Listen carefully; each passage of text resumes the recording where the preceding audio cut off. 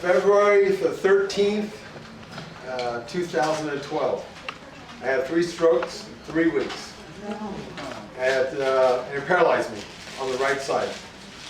And the thing was, oh, by the way, as I'm doing my talk, if anybody has a question along the way, feel free to raise your hand. It doesn't bother me. I encourage it, so don't hesitate. But anyway, so the thing that was actually quite surprising about that, if not astonishing, was that I have been in these, as an athlete, I've been in the health and fitness business. I do personal training with clients, and I've been a world-class bodybuilder for the course of my life. So for me to have these strokes, it was astonishing. Just to have one.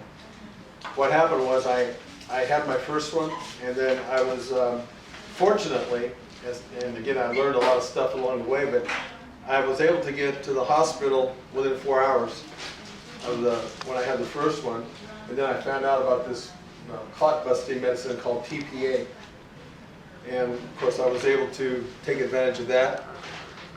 And the doctor told me at the time, because I was at that point, I was again paralyzed, and I had actually, after I had my first one in the hospital, I had a second one right away. But then after that was when the doctor had explained to me that I had this option to do this TPA. And of course they said there's some risk. I forget what the number is. I think 1 in 15 at that time, he told me. You could die from it only because you could bleed out. That was a risk. But at that particular time, and in the condition I was in, I don't know, you make a judgment call, and I just told the doctor, I'd rather try the medication and hope for the best. And he said, if this stuff, if it works, in 2.5 days, you're going to walk out of the hospital like nothing ever happened. And that's exactly what happened. I went in on a Thursday, and on Sunday, I walked out of that hospital like nothing happened. It was amazing. So the doctor, he told me at that point when I was there, and this is what was kind of a mystery to me. He said, you shouldn't, based on the studies that we've done on you, all the testing. Are we okay? Yeah, we're fine. It happens all the time. Okay. Then okay to run. But the doctor said your carotid arteries, everything was fine. They said you shouldn't even be here, and yet I was. So okay, I leave the hospital, and the doctor warned me, because at that time, again, I'm 60 years old now, so this is when I was 56, and I was just getting ready for a big competition, a big world class bodybuilding competition. I was 2 months away when all this happened to me. The doctor, he said, look, you make sure that no more bodybuilding. You got to knock that off, because bodybuilding is about extreme. It's extreme behavior, and that's not good for you, obviously. And he said he wanted me to take 4 to 6 weeks off before I went back to work, because I own my own business. And when he told me that, I thought, okay, I could see, not bodybuilding again. I could get that. But he said, take 4 to 6 weeks off. I really thought that he was talking to somebody else, to be honest with you. I thought, hey, I've been in the exercise business forever. I know everything about nutrition and how the body works. He must be talking to someone else. So I took that approach. And I ended up going back to work that following Monday, because I felt good. So I go back, and I made a promise to myself, I'd just go back and modify everything, really tone it down, and just see how it goes. Well, things were going along pretty well, felt good, and 3 weeks to the day, when I left that hospital, I started having my third one, and I could feel it coming on. I was working with a client, and I told him, I said, hey, I'm having a stroke right now. And then, of course, I didn't make a very good decision, but I said, I got to drive myself to the hospital, which I did. It was about 10 miles away. But I could feel myself, it was just, I could feel my body just shutting down. It was the weirdest sensation for that to happen, my vision was going. Fortunately, I made it. I walked into the emergency, slid the glass door, and I knocked on it, and I said, hey, I'm having my third stroke here. I need to go in here and get something done. So I did. They took me around, and by the time I finished filling out the paperwork, I stood up. That was it. Crashed to the ground. And this is when my life really got turned over. Because at that point now, because of the fact that I had just been there 3 weeks before and had that clot busting medicine, I didn't have that option anymore. It was too soon. I had to wait at least 3 months. So there I was. Again, paralyzed on the right side. I couldn't talk very well. My arm was dead, my leg. I mean, it was just a mess. And again, the doctors walk in and they say, well, you know, based on all these MRIs and everything that we took, because mine happened here on the left-hand side, the ischemic. Based on all the tests that we've done, once again, they told me, you shouldn't be here. And here, yet I was. So that put me on a really big mission, you know, because by my own curiosity, in being in the sport that I was in as a bodybuilder, we were always very curious how the body worked and how we could make it work better. Right. And so that's exactly what I did. I went on a fact-finding mission and I started studying all the things about strokes to find out just exactly, if I wasn't supposed to be here, then why was I? And of course, one of the first things that I identified was the risk factors. At that time, when I had these, because of my sport, I was much heavier with muscle.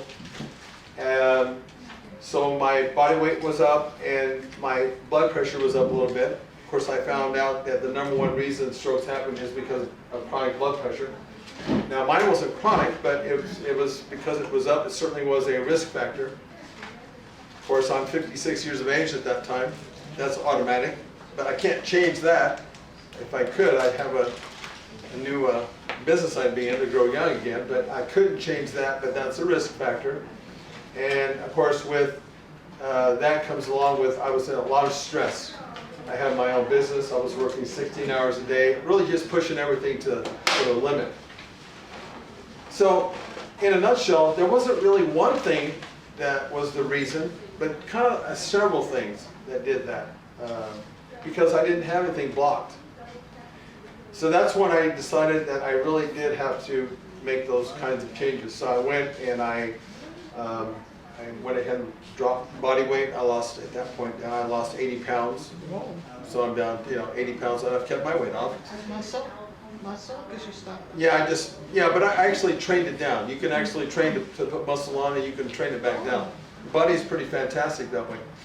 And so I did that, and then of course, when I did that, and I followed doctor's orders then to the nth degree. I stayed home.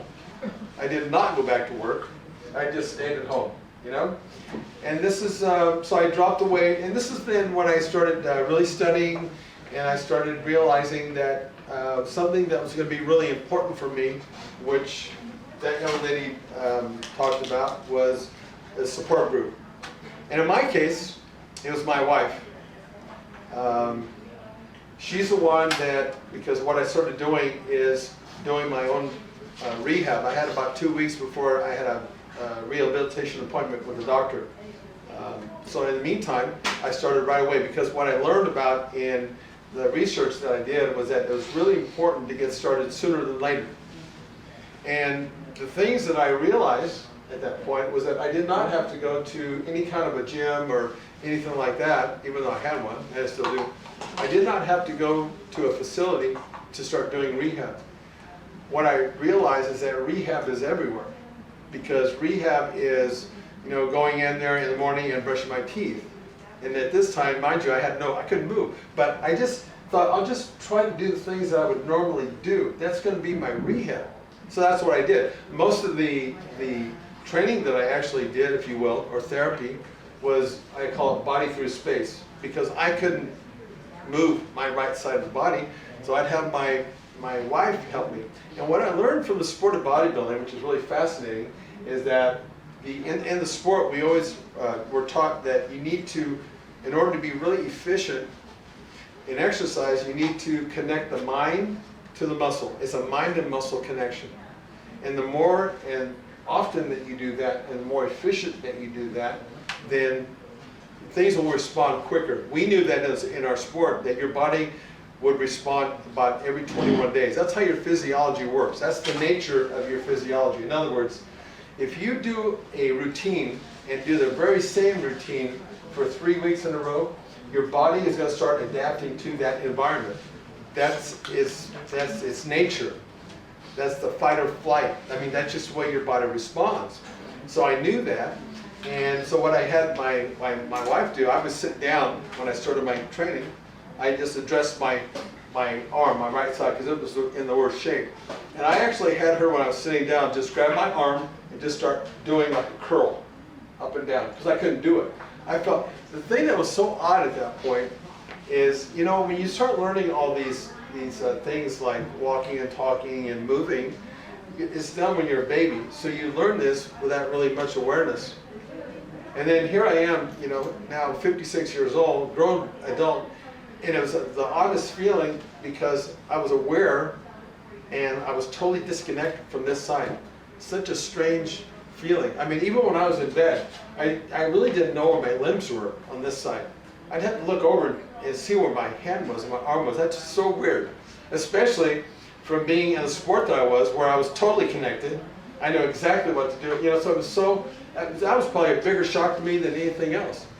But then what was really encouraging was when my wife started doing this with me, I just started watching her help me do the curl like this. And I just watched it.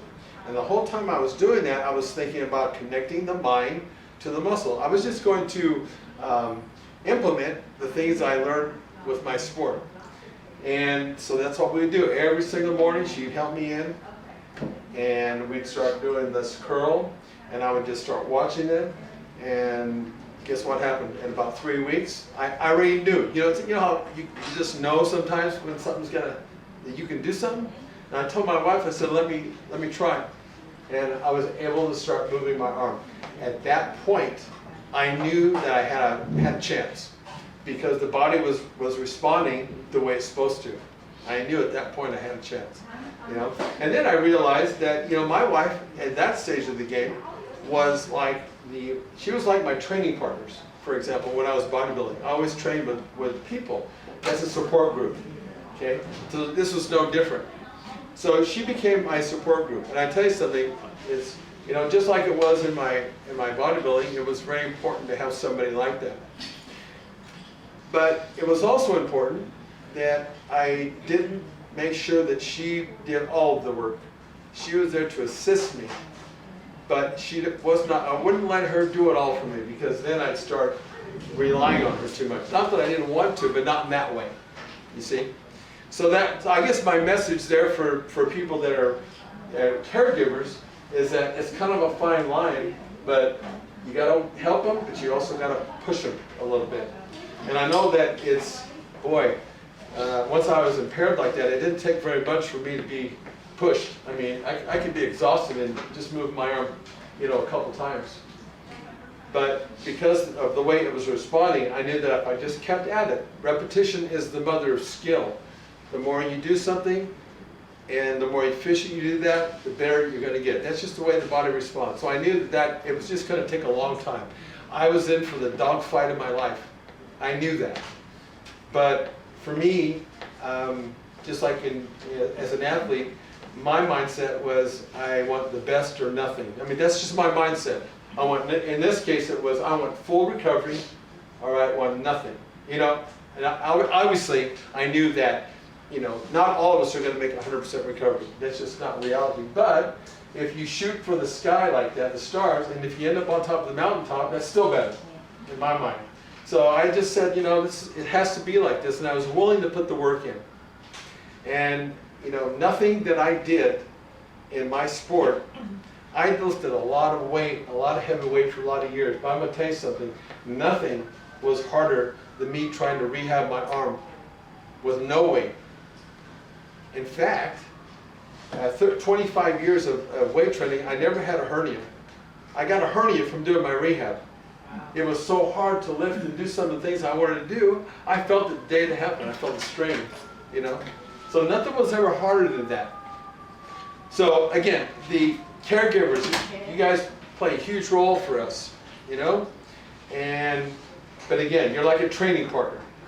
encourage us, and be there when we get, you know, because those days we have the tough days. You know, one day you can do the exercise, and the next day you couldn't do it at all. That was hard to take. So anyway, so what I did is I started there, and I just slowly started doing the very same thing with my leg and then my speech. One of the things that I learned with my speech, for example, was in order for me to get my speaking back where I could articulate better, was I instinctively learned, because I'm Portuguese and I speak the language. I started two things. I started singing my ABCs. I found that by singing my ABCs, because I had a little bit of a stutter when I talked. You know, it's a weird deal. I never had that, and I thought, you know how those people, like when they're these singers that stutter, and then when they start singing, they don't stutter. Oh well, I kind of thought about that, and I couldn't believe it. It actually worked. So I started singing my ABCs every day, loud. And I learned that that made me articulate every letter. That taught me to do that. And then in addition to that, what I did, because I speak the language, I started speaking my language again to get fluent. And what that did is that forced me to start making shapes with my tongue that I wasn't used to making, just speaking my English language. So you see, I started learning these things. You know, and so that really encouraged me. And then, of course, you know, for my leg, do any of you have had drop foot? Anything like that? Have you heard of that? Drop foot? Yeah. Of course, that's nerve damage. I have that, and I had it. And, you know, I was able to overcome that, again, by, you know, I tell this story.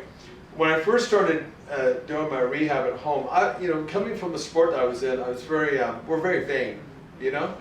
And narcissistic and all that good stuff, right? So I didn't want anybody to see me in the shape that I was in. So that's why I hid in my house for a while.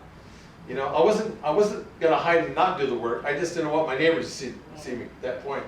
But then as I got more confident, you know, then I started moving to the outside. And the funny thing is when I started doing my first walk outside, because I had walked in the backyard and I got pretty confident. I thought, okay, I'll take the next step and just go out and walk in the street.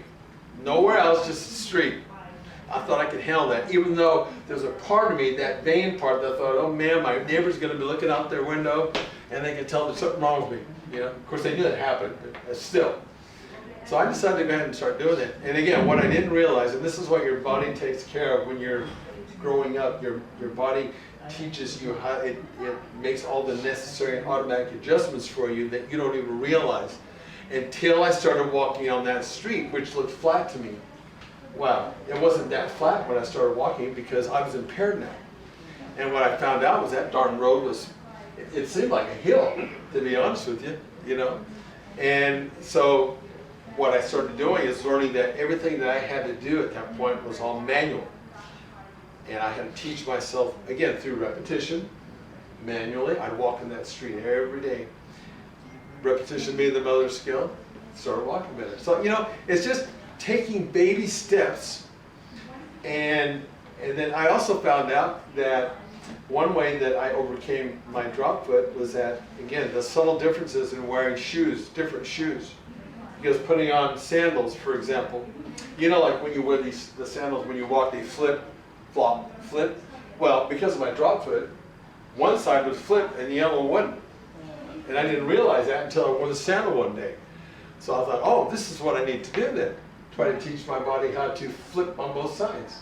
And that's exactly what I did. So all those things just kept teaching my body what I wanted it to do. And then again, it's just, you know, just repetition. I just kept doing that, and then to the point where I knew down deep, if I did not get back to doing the things that I normally did, that I wouldn't be happy. And you know, I remember my dad taught me a lesson. When I was younger, I used to rodeo and break horses, bucking horses, you know. And he used to tell me, when a horse bucks you off, you got to get back on that horse sooner than later, because if you don't, you start getting, as far as playing with your mind, you get scared. And I thought, this is what happened to me. I got bucked off the horse of life, so to speak, and I knew that I had to get back. So that's always been my goal, you know. So my next step is I thought, okay, now I've been doing this walking, then I started riding a bike, you know, just baby steps. And then it was time for me to go in public. And I tell you what, man, that was a tough one, you know. I thought, what am I gonna do? So the thing that I did is I just went and did things I felt safe. I went to the bank where I didn't think I'd run into too many people I knew, but if I did, I was okay. Kept taking those baby steps. The next thing you know, not only did going out and in public, I called it PIP, the acronym PIP, practice in public. And I'm gonna go PIP today. So I just start doing these things. And what I started learning is that how important confidence is. You know? I realized that when I'm not confident, I tighten up. I don't walk the same. So now I had to learn how to control that. It was the fear, you know? And so I'm just learning all this, coming from scratch again, and realizing that I can do this. Does it mean I'm gonna succeed in every single time that I go out? No. But when I learned how to fail and deal with that, in my mind, deal with that failure, then I got stronger because I faced it. I faced my fear. I faced, if you want to call it failure, just depends how you look at this. I faced that part of it, and I overcame it. And so that was my template. That was my model now that I would just keep using. The two biggest things I did that scared the life out of me is I decided after this is probably about, I don't know, 4 months. And in my line of work, I travel quite a bit. I do a lot of seminars and stuff like that, and I travel. And I travel a lot between San Francisco and Los Angeles, or I used to. And I knew that I had to take that drive to San Francisco. And you talk about frightening. And my wife said, "You want me to go with you?" I said, "No, I have to do this alone." You know, that was kind of my biggest thing. And after, you know, and you probably can relate to this, when you have a stroke, because it is, you know, so emotional, I mean, you get blindsided by emotion a lot of times, and it just comes from nowhere, you know. So I'm driving to San Francisco, and I get into kind of the traffic right there, and I thought, what if I have another one? You know, that stuff starts working on your brain. What if? And you know something? At that point, I was in traffic. You know, I thought a lot of things were going on in my mind, but the biggest one was, what am I going to do if I have another one here? I had to deal with that fear. Fortunately, again, I made it because I'm here. I made it, and I broke down and I cried like a baby for quite a while. That was pretty amazing because it was tears of joy, really. I just overcame something that I just knew I needed to. And from that point forward, it's just been a slow, steady progress in my recovery. One of the things I wanted to learn along the way was in addition to my, because again, 100% recovery is my goal. I'm still recovering, by the way. I have a little bit, my fine motor skills is still recovering. That's good news. I mean, this is 39 months later and I'm still recovering. I'm good with that. I don't care how long it takes. But when I was studying, you know, what I was up against, I wanted to sort of expand my research. I wanted to do more than just traditional type of recovery. I made the choice, and I certainly don't recommend this, but I made the choice when I first started because I didn't go to traditional physical therapy. I did my own. And the only reason why I did that was because I thought, and I might have been too confident back then, but I thought that I could do a good job on myself, as good as my physical therapist. And I'm not saying that that is necessarily true. That's what I thought. So I took that road. But I would highly recommend physical therapy. I mean, I just did it because of my background. But in addition to that, what I wanted to find out was if there was anything else that I could do to improve or increase my my result or the length of time. Because when I was reading, I found out a couple things. Until the 1960s, most of the result that happened with strokes happened usually within the first 6 to 8 months, maybe a year. But then they found out that your brain is very pliable, And when I asked the doctor about the strokes, if that would regenerate, they said no. And there's actually some studies now that prove that that might be different. But he said no, but your brain has so much capability that what it starts doing, because it starts adapting, what it does, it actually can, he called it, it'll actually start building new pathways that'll light your body back up again. So that was good news. Okay, so then I found out, okay, then what else can I do? Well, one of the things that happens to you when you have a stroke like this is your body gets this assault on your brain and assault on your body. And it causes inflammation. So one of the things that I wanted to do was lower the inflammation in my body. How was I going to do that? Number one would be nutrition. There's things that you can eat in your diet that will decrease inflammation. So I immediately, I wasn't that far off because I always ate pretty well being in the sport that I was in, but I made some changes so I could decrease the inflammation in my body. So I did that with nutrition. And then I found out some other interesting therapies that I could do. They're more non-traditional, not very well known in some cases, but I started doing oxygen therapy. What do you call those? Cannabis? Those things you put in your nose? O2. Yeah. What do you call it? K-Pack. In your nose where you get oxygen? Okay. Anyway, I had this, oxygen therapy. CPAP? Are you talking about CPAP? No, it starts with a C. That's sleep apnea. Yeah, sleep apnea. No, it wasn't that. But anyway, I was doing oxygen therapy where they hooked this thing, like when I was, yeah. And I was getting oxygen pumped into my nose. I go in and do this 3-4 days a week with the oxygen going into your body and in the brain. It helped reduce inflammation. See, what has to happen, just like what happened in the sport that I was in, it was really important to recover from anything that you did in exercise. If you didn't do that, then the body was always inflamed. In our sport, we called it you couldn't recover. So to do another workout when you were still inflamed was counterproductive. This was just the same thing. It was lowering that inflammation in your body so your body could recover, because it puts it into what we call a parasympathetic state for recovery. There's a sympathetic and parasympathetic state. So I knew I had to do that. So I did it through oxygen therapy. The other thing that I found that was pretty interesting was IV therapy.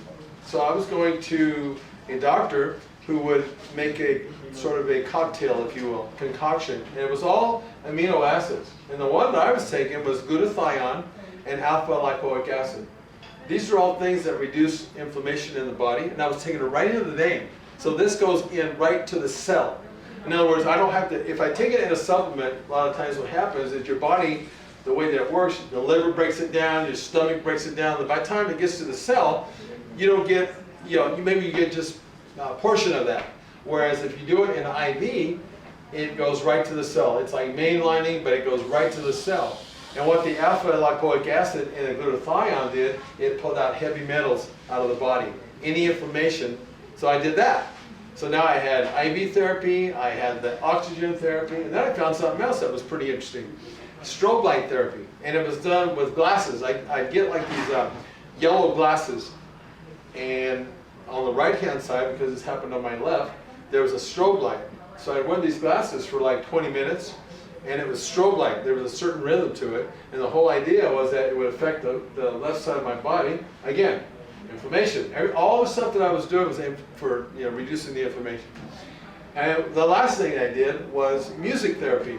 So I put on some headphones that had certain music, and it relaxed you. So these are the things I added, non-traditional, to my traditional. My traditional therapy was my training. That was physical therapy, in essence. So these are all the things I did that actually, I believe, that has gotten me back this far. And again, like I said, I'm not 100% recovered, but I know I'm going to be because I keep getting results. Okay. Where aren't you 100% recovered? In my fingers, the fine motor skills. I can't do everything at game. I call it game speed, real fast. But I'm teaching myself how to do that right now. See, if your body's not ready to do it, in other words, I couldn't do this right now. This has taken me time to get to this point to be able to do that. If I tried to do this when I first started, there was no way. my body had to be ready and prepared for this. So it's happening now. And the thing is, you know, I don't know if any of you have heard, his name is Malcolm Gladwell. Okay, you heard him? Okay, he came up, he kind of coined, if I've got this right, the 10,000 hour rule. It takes 10,000 hours to become a master at certain things. Well, and this is a case when you're rehabbing something like this. And when you consider that, you know, I looked at the positive. When you think, gosh, it's going to take me 10,000 hours to become a master and get this, you know. But here's the good news, is that puts things into perspective. It did for me, because then I realized that every little progress I got meant a lot. You know, I put that into perspective, because I get so frustrated and mad when I was first rehabbing, to the point where I think I broke this knuckle because I got so mad one time, you know. But that kind of put things into more of a perspective. Plus, I've been getting results along the way. You know, we all want stuff to happen sooner than later, but sometimes it just doesn't. But if it keeps happening, I mean, I think that's the most important thing. But that put that into perspective. So anyway, I mean, that's been my, you know, kind of my journey, and I'm really, you know, I'm really thankful that I can be here and you know, promote the message. But I wanted to take this a step further, and this is part of the reason why I'm here. I'm an educator. In my line of work, I educate people. I get people in shape and teach them how to eat and teach them how to work out, cardio. That's what I do. So my deal is to continue to educate. So this happened to me. This is my new calling. I'm telling you, this is my new calling. I still have my studio going, and I have people doing that. But you know, when I realized that there's 800,000 people in America that are having strokes every year, and then when I saw the recovery numbers at 10%, we're almost making 100% recovery. I'm not trying to bring you down with any numbers, but I had to know this. Every 40 seconds, there's a stroke that's happening. Is that right? Is it 40 seconds? Mm-hmm. Every 4 minutes, somebody dies. 80% of this is preventable. But the one number that really got me upset was that 10%, or only 10%, almost making a full recovery. And I had to find out why. And I think I did.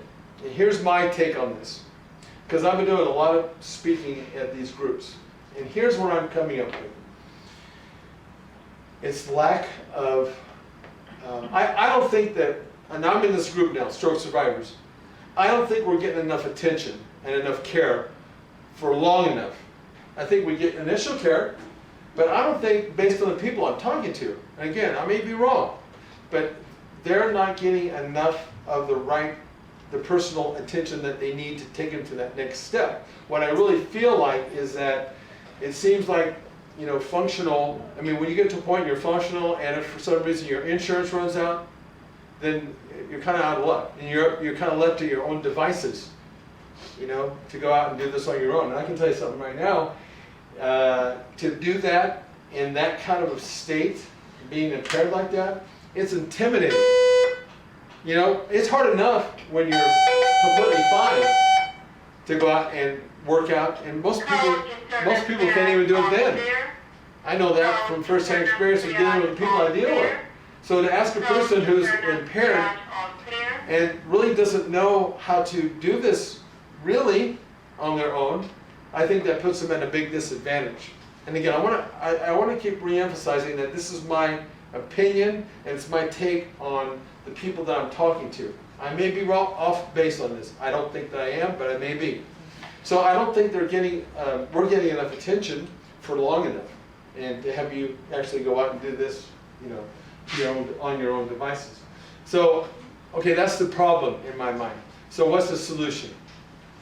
Like I did when I first started my business 30 years ago.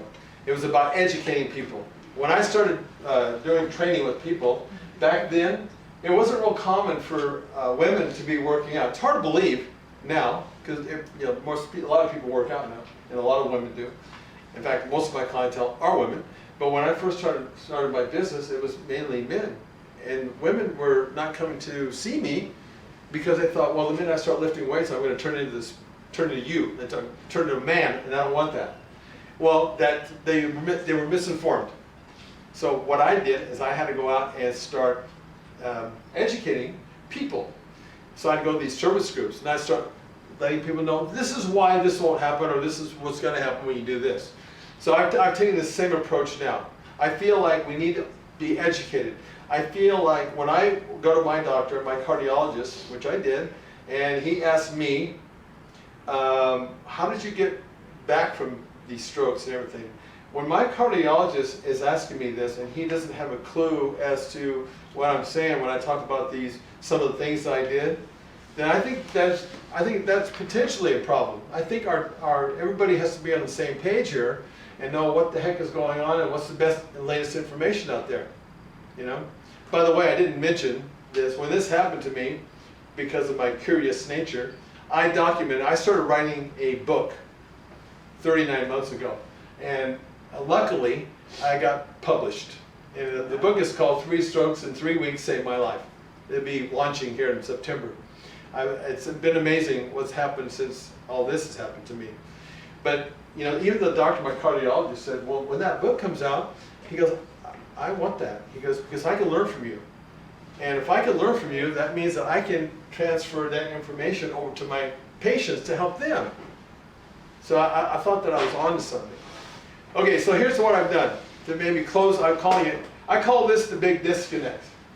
Because 10% of people getting almost 100% recovery is just not, for me, that's not good enough. That's terrible in my mind. So I thought, okay, that's the big disconnect. So what am I going to do about it? The first step, I thought, would be, again, in the line of educating people. I developed an online website, and it's an association. The name of the website is called EOSA, EOSSA. Kara has some information for you if you'd like some at the end of this. That'll help you. Anyway, it's a website. EOSA. What does it stand for? Educational Online Stroke Support Association. Okay, so that's what we did there. So on that website, you're going to get educated. There's going to be, you can come to that website and you can be involved in an online chat with other people just like us who are going through stuff. And you can share information. Okay, the more that we share and get on the same page, the more that we can learn and the better we can get. Okay? That's just the bottom line of that. I learned that through my sport. Okay. We also have a blog. And this is where I blog. I put different articles up there of just kind of stuff that's maybe unique, but if nothing else, it's educational. That's going to be up there. The other thing I've done is I'm actually creating videos that have, because the website just launched about 10 days ago, so we're still bringing content into the website. But you'll see actually video, and I'll show you. I'm showing people how I did these exercises and the different things I did that were not so non-traditional. So people can see it. It's kind of like at my studio, when somebody comes to me, because my deal is all personal training, Supervisor. It's the difference between having somebody like myself show you how to do that versus me telling you to go do that. Now I know that in a video, I'm obviously not physically there for you, but I think it's the next best thing because you can see it now, how you should be doing that. Okay, I'll give you some really good tips about that. We also have a spot on our website for nutrition, and we'll have some suggested dishes, anything that we can help. And those dishes will actually be geared towards keeping inflammation down, so it'll be specific to what we need to help us recover. What have I forgotten about that website? Have I covered everything? We're going to have your speaking engagement. And all the speaking engagements, you'll be able to see, because we're recording this for those people that are not able to come, like you guys, then we want to make sure that they can go to our website and actually see it, so they can get some of the information that you're getting. So this will be on the website. Okay, that was my next step as far as closing that gap and keep educating. Listen, we have gotten some really, really interesting interests from some really important people. The head cardiologist at Johns Hopkins University wants to be the medical advisor. So we're creating now an advisory board. They think this is really important. They think that not only should the doctors be getting on board with this, according to this gentleman, but he says insurance companies need to come on board, because one of the things that I'm learning is that I really feel that I'm in the trenches and I'm hearing and seeing what's going on with us and the concerns. And I don't think the insurance companies really understand that maybe. So the point here is that I'm going to come out, I want to do my part and educate everybody. Us, doctors, insurance companies, let's get all on board here and let's change these crazy numbers. You know, I'm really irritated with saying, because I really feel that as a group of stroke survivors, the people that are going to have them, that we're kind of underserved, you know? And it's just not right. I just don't think it's right. So I think if we can get more people on board and start sharing the information, and we start making noise, a lot of noise, hey, maybe we'll start changing, because that's where it starts. I think it's a tall tale. I'm not going to kid you, but I'm in for that fight too. I mean, I'll do whatever I have to. I've been going wherever I can to speak to people, and I'll continue to do that to make sure that people understand what the heck's going on out here. So that's my goal. And then my ultimate dream, and then I'll open this up for some questions if you like. My ultimate dream would be someday to have, like in my studio, at my gym, I would like to have a stroke recovery center that's specific to stroke survivors, where you come in now and you're going to have a doctor. We'll have a doctor there, physical therapist, RN, so she can do IVs. So when you come in, Mrs. Jones, today you're going to come in and do a little light therapy, a little oxygen therapy, a little physical therapy, and I'm also going to have a psychologist there, because I realize that we get depressed. We have to deal with that side of it too. If your mind's not right, well, how's your body going to respond, right? So that would be my dream. So, you know, maybe one day. That's down the road. Right now, it's baby steps. It's getting in here with all you folks and hearing your concerns and hoping that some of the things I've told you will, maybe it's educational, if not, maybe inspire you. And every one of these talks that I've done has been, I mean, it's been so inspiring for me. I've learned so much in every group that I've talked to, and it just gives me the fire to keep wanting to do more.